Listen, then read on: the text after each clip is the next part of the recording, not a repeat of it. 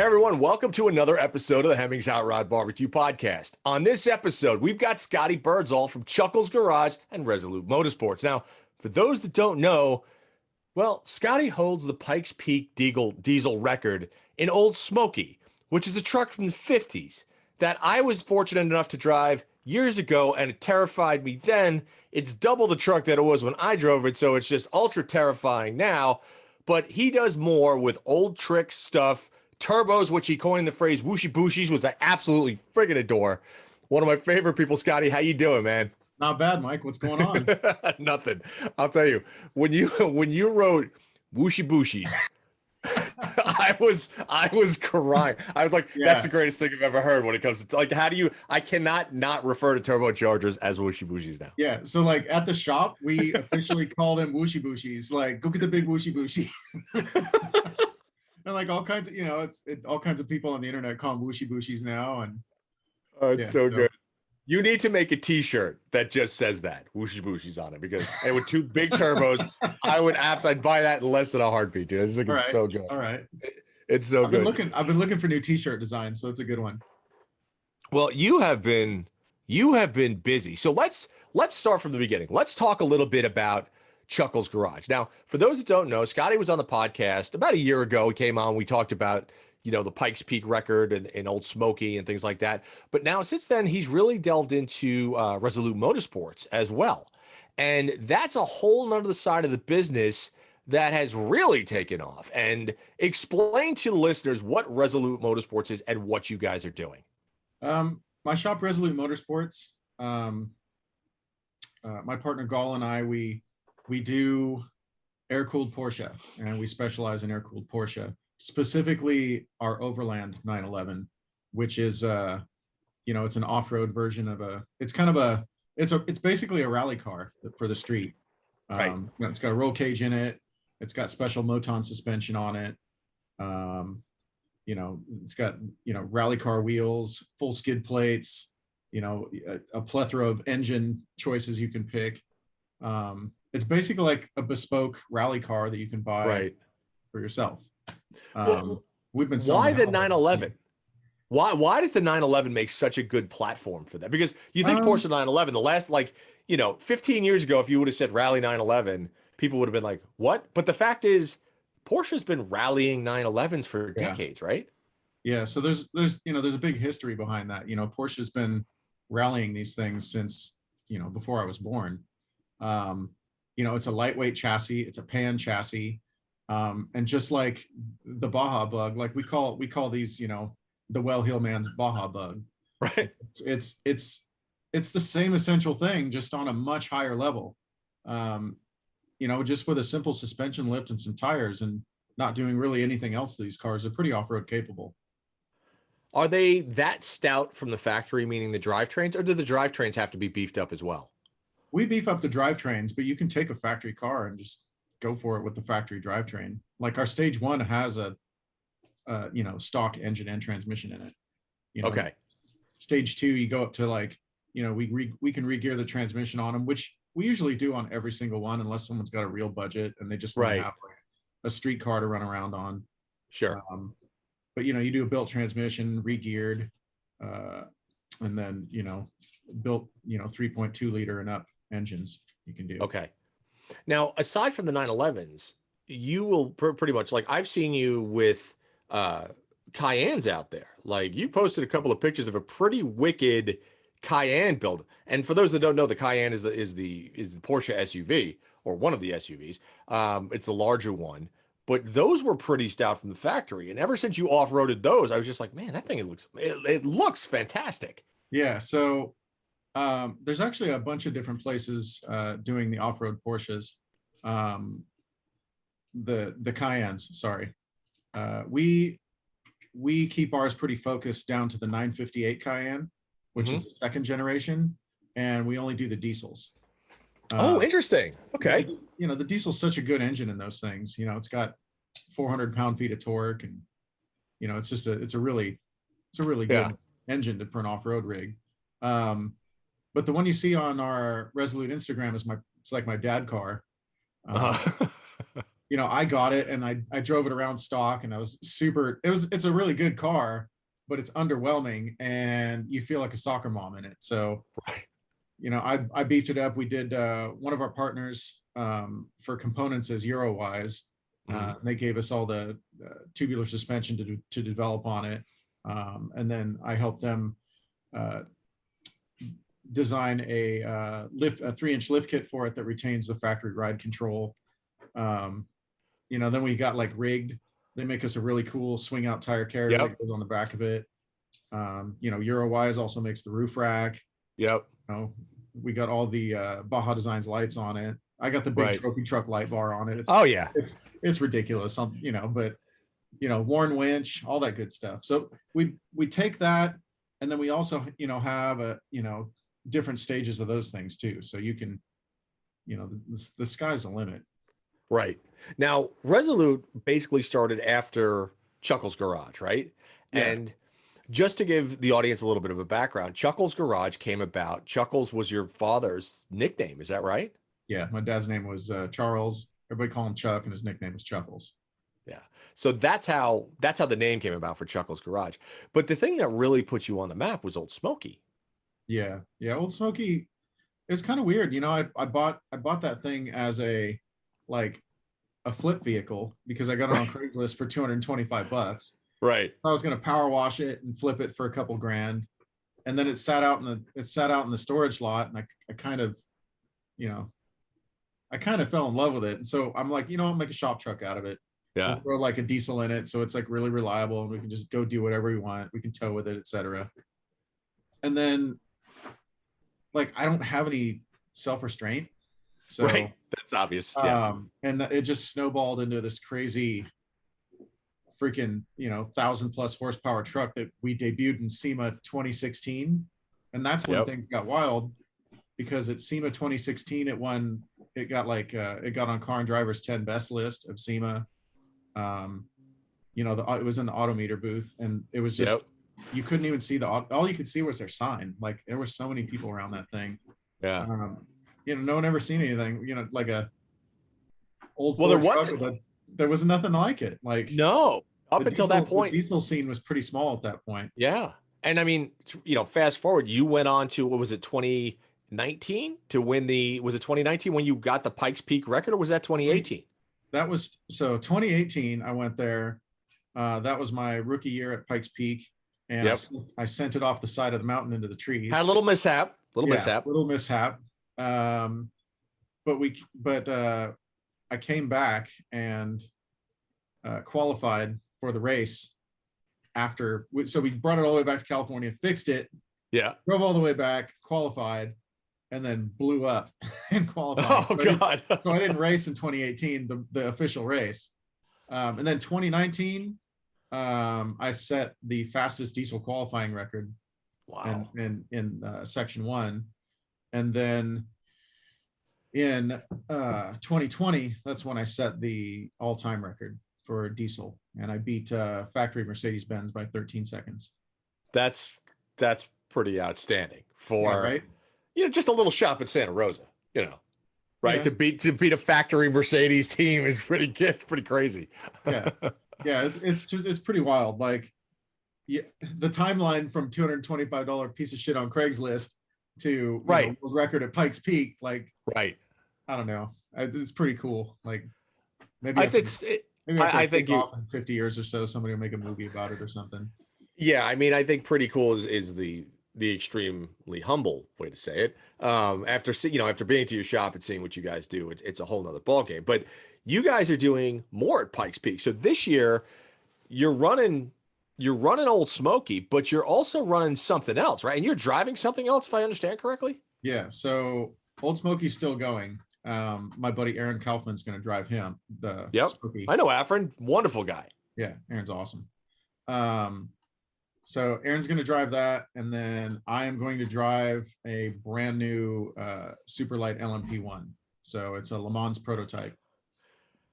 And how does that even how does that come about? Do you build it, or is somebody like, so you want to drive this? Like, how does that work? So remember how I was talking about the no restraint thing?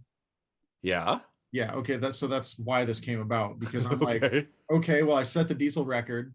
I feel like I set the bar pretty low, because I set the record in limp mode too, because the truck Okay. overheated 2/3 of the way up. So I feel like I left like, almost a minute on the table. Wow. Um, Okay. and I figured if I'm going to go, last year we did a ton of development on Smokey to get it like way faster. And then Yeah. we had like a major parts mishap right before the race. Okay. So that didn't happen. Basically our engine got lost in shipping. Oh my God. And yeah, so that tanked Pikes Peak last year. And so I don't know, I just went all in. So I'm like, what's the fastest thing I can possibly get? Either an F1 car or a Le Mans prototype. So I picked a Le Mans prototype. Oh my God. And I don't think anybody out there, I mean, some people might. I mean, I certainly don't. The amount of preparation, the amount of time, the amount of anxiety and stress that goes along with making a Pikes Peak effort. Oh, I it's mean, absurd. do It's you think absurd. people have any concept of the amount of work that it takes? The people that race the race. Yeah. Right. Right. It's the same thing as just driving in the race. It's But I mean, how do you even prepare as a driver, as a pilot? How do you even prepare for that? Because like I do conditions a lot of change. Conditions do a lot. change. Yeah, so I do a lot of simulator work at home on my Okay. simulator, so I don't mistake any corners. Okay. Um, excuse me here. No problem. Phone's vibrating. I didn't want to make noise. Um, I go on the simulator a lot, and then to make a car last from the bottom to the top there, that's the hard part. Right. We still struggle with reliability of Smokey, and we've had 3 years to develop it there. How long is the total course? It's 12 and a half miles. 12 and a half miles. And what's the elevation change? Well, it ends at 14,515 feet.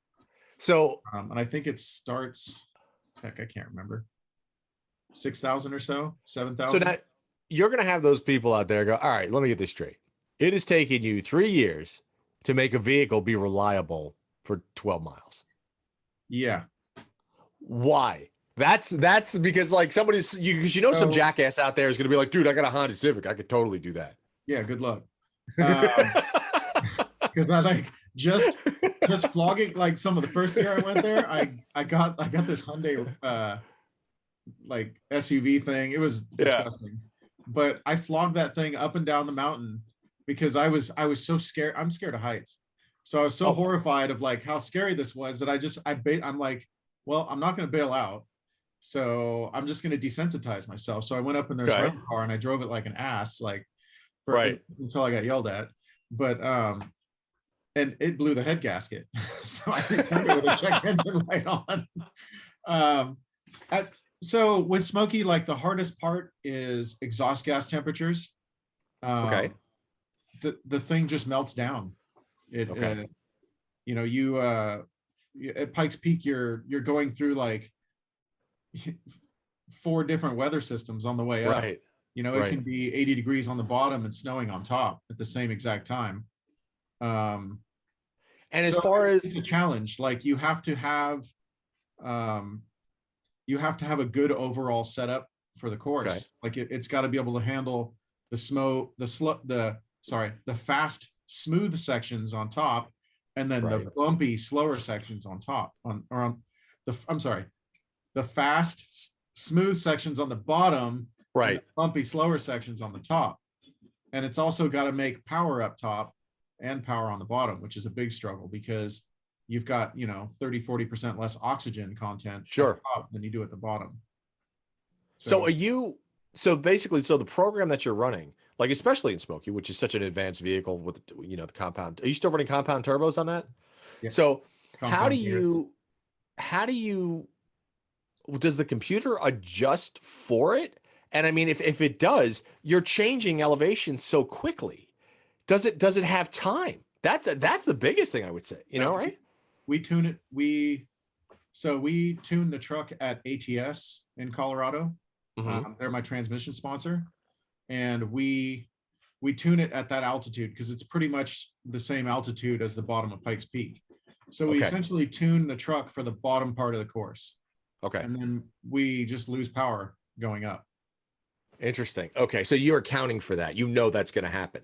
Yeah. So like after you cross the tree line, you can visibly feel, like not visibly, but it's like you can feel the truck making less power. And then Understood.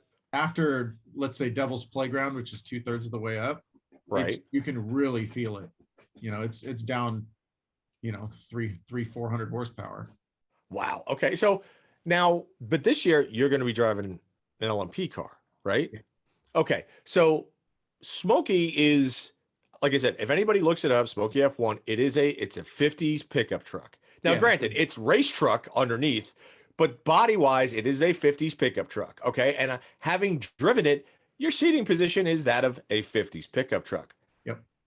Yeah. LMP car, but less, not so much. Because you've got a 50s, or so it's a 1949. 49, right. You've got the seating position of a late 40s pickup. Plus, you've got an engine that's sunk back 3 cylinders behind the firewall. So it's like having a giant, you know, what do they call those things? The doghouse in a van. Yep. You know, there's a giant doghouse. And so your legs are pushed over to the left. And then the roll cage takes up part of the cab too. So then you're more forward. So you're crunched in there pretty good. So it's probably the worst ergonomically designed race car I've ever been in. But you get used to it. Like you get in and you forget it. But then how does that translate? So now you're going from something where theoretically you're sitting in the air, right? I mean, compared to an LMP car, right? Where now you're literally sitting, your ass is on the pavement. How does that translate from a visual perspective? Because Smokey actually, I mean, can you account for that? Or is that just something that you're going, I got to do it on the fly? Yeah. You know, I feel like as a racing driver, I've always been really, I can adapt easy to the different vehicles I'm in, but seeing as like all my experience at Pikes Peak has been in Old Smokey, it's going to be a little bit of a shock to my system to hop in an LMP car where my butt is literally 3 inches off the ground. Right. And, you know, my reference point is these 2 big fenders in front of me. That's right. And then, you know, just a sloping front end, and it's an open cockpit LMP car. So if you saw the LMP car that Cadillac ran at Le Mans a few years ago, it's the same exact car. Holy cow. So how do you, what's it powered by? What's the power output on it? And what's it weigh compared to Old Smokey? So we run a VM Motori eco diesel in it. So it's a 3-liter dual overhead cam, compressed graphite block, aluminum head, turbo diesel. And I think stock, they make like 300 horsepower or something like that. But Fleece Performance Engineering and Freedom Racing Engines are building one for me. And it'll make like 600 horsepower, 650. Probably around 1,000 pound-feet of torque. And then it's going to be backed up by a 6XD sequential transmission, or a sequential transaxle. So it's a 6XD transmission with a quick change on the end of it. It's pretty slick. Oh, interesting. Okay. And then that'll be in the car, and with the cage and everything, it'll probably be like 2,700 pounds. What does that compare to Old Smokey? Smokey weighs 4,200 pounds. So that is that's a massive shift. Oh my God. That is a massive. So it's going to be, I mean, I've driven prototype cars before, and it's like a shifter cart with downforce. I mean, they're insane. They're amazing. Like I feel like it's impossible to get more road feel. Than like an open wheel car or like an LMP car. Like you're just beyond connected. So when you're how do you get seat time, or do you get seat time in that car? Like, do you go to like, you know, will you take it up to Thunder Hill and test it there? Like how do you test it? Well, I mean, I have a NASA Pro license, so I can just go to Sonoma and do like open testing, or Okay. or Laguna Seca or any other road course. Okay. Um, that's what I prefer doing. Right. You can do track days with it.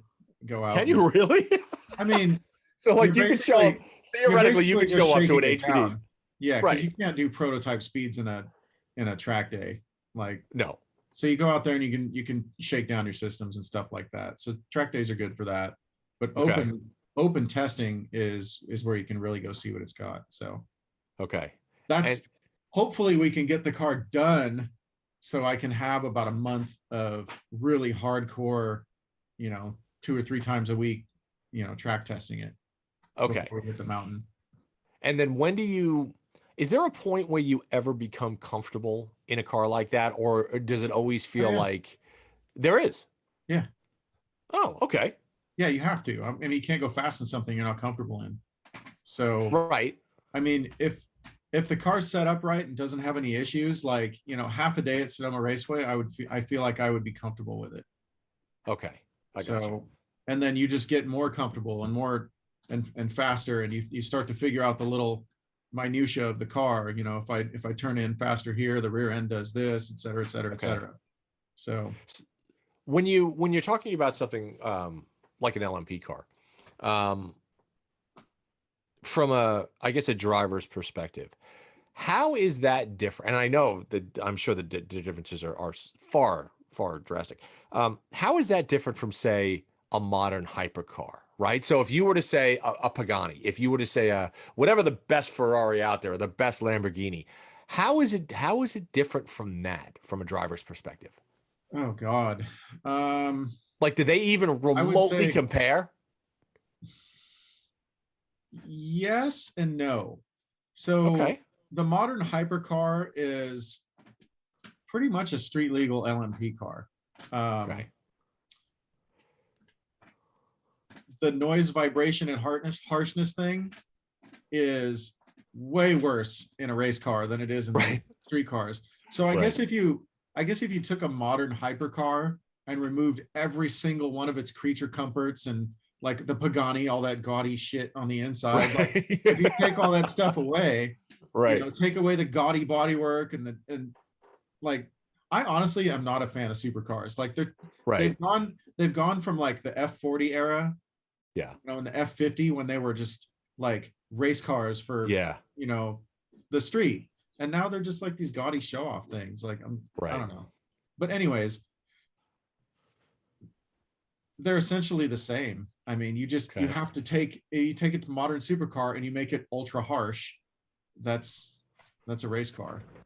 Do you think that speaking of like the Paganis and all the like the hypercars, do you think any standard owner that goes out and spends $1 million or $2 million or whatever these stupid things cost, you think they have any concept of what it's like, of the capabilities of these cars? Some do. Yeah, Yeah? some do. The vast majority, I would say no. They're just, Really? Okay. it's like guys that buy fancy watches. It's just they want to have a fancy watch. Okay. Do you think that have you like, do you think they're capable of driving them? Like, I know some very good drivers out there. I know several very well-heeled men that own Really? supercars that can drive them. They're in the minority though, because most of the real, I feel like, I'm gonna get flamed on the internet now. You hate supercar drivers. Oh, this guy sucks. No, that'll be. I'm the one that threw that ball out, so I'll get that. Right. Whatever. I don't care anyways. I feel like most of the driving enthusiast kind of upper echelon pay guys that have cars aren't buying these gaudy supercars. They're buying, they're finding F40s, or they have like a really nice Porsche, like a cup car or something like that. Yeah, something that's like a real road car, and it's not like, it's not just a big flex, Right. Sure. I feel like those guys have, just cool shit, Right. So what I feel like with skill, your ownership level in kind of a poser car goes way down. Right. So, you know what I mean? Right. I do. Absolutely. So when is Pikes Peak running this year? Pikes Peak runs toward the end of June. I think it's the 27th this year. I don't know. So I don't really look at the date until it's like a couple months out. Okay, so you're essentially 6 months away. Yes. Okay. How much work do you have to do? Like, how much like, have you started to prepare now? Yeah, Did you start to prepare like the day after? No, I've been working on the car for a few months. We still have to do all the wiring, get the transmissions done and installed, put the axles in. Okay. Get the we got 4-way motons that are going in it. Holy cow. Yeah, delicious stuff. Delicious stuff. Okay. Yeah. So, all right. Just all the bits. The car's done. Right. I'm working with EBC right now and Brembo on the braking system. Okay. My friend Colin is going to, I think you know Colin. Oh, of course, sure. He's going to help me do the motorsport ABS for it. Very cool. So you've got there's a lot on stuff. The plate. Yeah. We still got to get the seat in it and I got to pick a dash and. Okay, so you have a lot of work to do. Let's put it that way. Yes. Okay, so I want to pivot now and go back to Chuckles and Resolute. Okay, so because they're obviously two businesses that you have. If a customer wants something, is there anything, because I've been to your shop multiple times, you always have everything from kind of, 700 horsepower, 2JZ swapped M3s to, military trucks to Porsches to, Supras. Is there anything that you stray away from, or is there ever a customer request that comes in and you're like, yeah, that's not something we do, or our customers, do they understand what goes into custom cars for the most part? A lot of my return customers definitely understand what goes into them, but I get a lot of requests that it's really obvious that a lot of people watch these TV shows on Discovery, etc., that have like, oh, I built this car in 2 weeks. It's like, right, yeah, it doesn't happen. It doesn't happen that way. Right. Or they have a crew of like 30 guys on the TV build the car in like 6 weeks. It's like, right. Well, you do the math, that's like 2 years of real time. Right. I like to, my main focus, like for me, is like motorsport stuff, but as you've seen in my shop, I don't really discriminate. Right. There's certain cars I don't really want or have any need to work on, like supercars. Yep. But I really like Porsche. I like BMW sports cars. Mm-hmm. Any kind of European or Japanese sports cars. Sure. We like to dabble in off-road stuff once in a while. Yep. I try to, my shop started out, Chuckles Garage started out, long, mid 2000s building like traditional hot rods and stuff like that. That's fun. But I kind of got away from it because I don't feel like there's a ton of money in it. And I don't know. I just kind of stick with the motorsport related stuff now. So, well, that's fine. I mean, if that's where your focus is, then it's fun. Then God bless, because and I mean, you can see, people can go and they can just Google you and see the results that and the stuff that you churn out, which is simply amazing to me. So where do you see Chuckles going, and Resolute after this? Do you think that you'll become, as opposed to off-road Porsches for like air-cooled 911s, and then Chuckles where you're doing kind of more high horsepower motor swaps and things like that, do you think there's a future where you go full race only, and then you do not only building race cars for yourself, but you also provide race support for other teams and things like that? Yeah, I think that's in our future. The race support thing, I don't mind doing. Okay. In fact, we do a little bit of it now. Mm-hmm. But I'm more in the art of the craft. Like I like to build the cars. I like to drive the cars. So and creation is a big thing. So I always say restoring is boring, because it is, because I'm just taking a widget and that's beat up and I'm turning it into a nice widget. So I'm not really creating anything. So yeah, I guess my business model, how it is, Yeah. I'm happy with it. And you know, obviously we're expanding actually at probably next month, doubling the size of our shop, and Okay. got another guy coming on that's really talented. I'm really excited about. So, you know, and I got Duke and Bobby and TJ now, and they're all pretty darn good at what they do. So Yeah, your shop does some pretty amazing stuff. So let me ask you this. So Resolute, Chuckles, Pikes Peak effort. If people want to get a hold of you, if sponsors are out there and they're listening and they want to sponsor your I like Pikes Peak sponsors. effort, yep, everybody loves the sponsors. And listen, for people out there, sponsors, you know, a lot of people don't understand how important sponsors are to race efforts and to build efforts and things of that nature. If if sponsors want to get a hold of you, what is give everybody the whole spectrum of how they can contact you, where they can see your stuff, and how they can follow you. Yeah, I mean you can go to my Instagram is like the most popular thing. And just so my Instagram, my Twitter, my Facebook, my YouTube, they're all the same thing. It's at Chuckles Garage. You can go there. They can just hit me up through my website, chucklesgarage.com. Okay. And And is that the same if they want something like a, you know, like a 911, like a Resolute build, or if they yeah, want something? well, you can go Okay.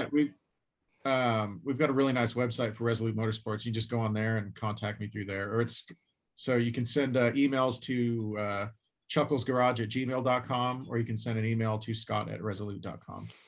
Okay. ResoluteMotorsports.com. There you go. Okay. And if for some reason you just listened to this whole thing, but you forgot and you don't feel like hitting the back button, just send me an email. Be like, Musto, how do I get in touch with Scotty B? I will give you his information because I've known Scotty for a long time. He knows I'll give it to the right people. Let's put it that way. Boy. Yeah. So, but otherwise, man, it's always a pleasure having you on. It's always fun watching your exploits through the years and just seeing what you're going to do next. Because for me, as kind of like, you know, quote unquote layman, like I'm fortunate that I get to drive a lot of stuff. You take that stuff and then you bump it to the next level. And it's just, I'm always like, Jesus, I try to take it there. You know what we forgot to talk about? Shoot. My Bonneville project. Oh God, yeah. Okay, this is great. So, okay, thank you for bringing this up. So a couple weeks ago, Scotty posts this thing of this little Toyota pickup truck. It's like a 2-wheel drive, extended cab. This is a $7 truck. Okay. Well, actually, in today's market, it's probably like a $30,000 truck. But they're like $5,000 now. It's crazy.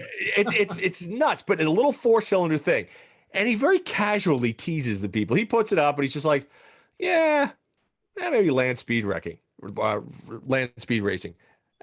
Now all of a sudden, you're doing that. You're creating a land speed racer out of this midget Toyota truck. Yeah. Is that right? I think the actual caption on my post was, "I'm going to do 200 miles an hour in this shitbox." Yeah. So how did that spawn? Like, I know, and then see, this is the problem. Now, every now and then, Scott will send me something. Like, he'll send me, like, you pulled that Bronco out of the weeds, right? Like, I know you got that Bronco. Scott knows I have a Bronco. He's like, look what I got. And then, like, he'll do this Toyota truck. How did that come about? Did you look for the truck first, or did you see the truck and then say, oh, this would be perfect for land speed? How did that work? A little backstory.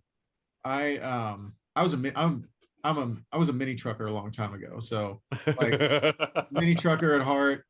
And I had a 94 Toyota truck, you know, body dropped, like had 8 12-inch Rockford Fosgates in the back. It was just absurd, right? Yeah. And like, I always had dreams of like making a high performance mini truck.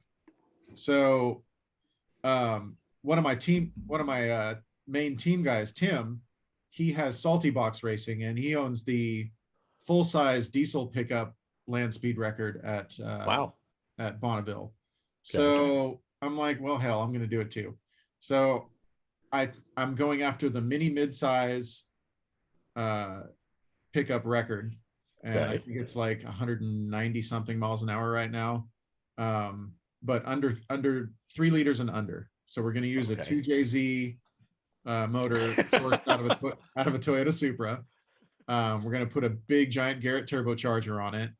And then Brian Crower is sponsoring all the engine internals. So we're looking at like 1,400 horsepower, through a 6XD sequential transmission in a 91 Toyota extra cab long bed pickup. Right. Yeah. Okay. Okay. So is this going to turn, when you do a build like this, how much of that truck will say, I mean, will this turn into a 100% like a tube frame chassis race car?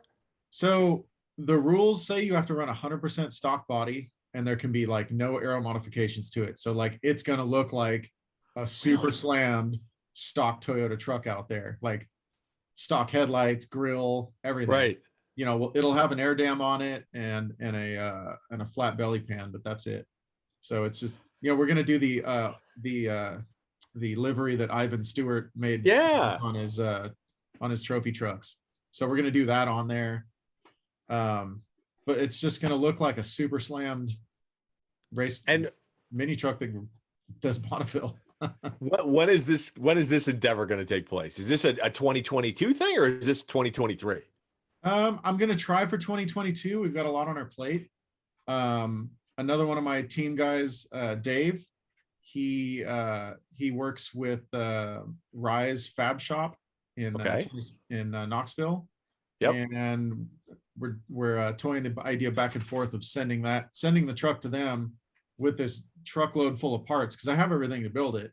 Right. And have them throw it together and send it back to me for testing and everything else. So that way I can like do Pikes Peak, hopefully break the record again, and then hop in the Bonneville truck a couple months later and set another record.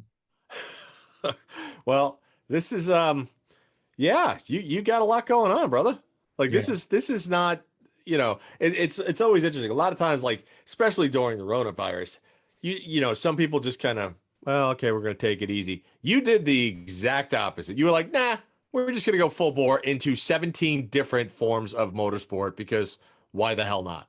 Yeah. I mean, you only get this finite amount of time while you're on this planet. You might as well party while you're here. Right. Amen. Absolutely. Absolutely. Well, Scott, dude, thank you. Thank you for coming on. Thank you for reminding me about the Toyota, because you have to, for those out there, you got to go to Scott's Instagram page, right? At Chuckles Garage on Instagram. Check it out, because he's got some of the coolest stuff on there. It'll make you laugh. The other part is, I'm going to say this. I don't know if you want me to. Scott is great at comments, because there's a lot of people out there. And this is one of my favorite things in the world. So there's a lot of people out there that haven't done anything. Like they have done squat in the automotive world, and yet they feel the need to nitpick and comment and say things like, you don't know what you're doing. Scott always comes back. I mean, zero given, right? Yeah, Doesn't care. I don't care. It's just throws it out. Go just do a little scrolling, people. Do a little scrolling on his page. Look at the comments, and I don't think I'm ever mean, but you're not mean. You're not mean, but you're just. It's very funny, because like I'll read something and then you'll come back at the poor bastard, and I'm like, oh, that stung. And it's never like, it's a witty response that just stuffs them in the can. And it's just what's one of my favorite parts about you. It's one of my favorite parts about everything that you do. Listen, like you said, you're here for a very finite time on this planet. You got to enjoy it. You got to do what you got to do. Scotty sends it 1,000% every time. And it's been such a joy to watch.